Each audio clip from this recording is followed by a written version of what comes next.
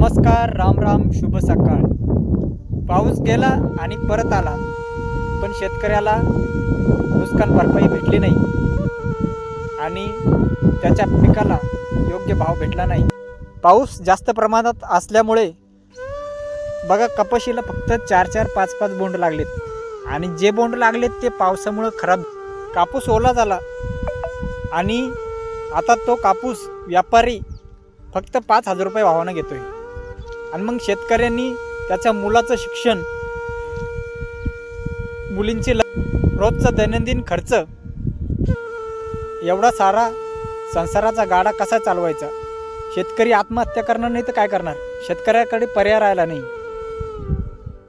शेतकरी बी बियाणे, खते उधारीत आणून आपल्या काळ्या मायेची सेवा करतो आणि त्याच्या हाती शेवटी काहीच भेटत नाही.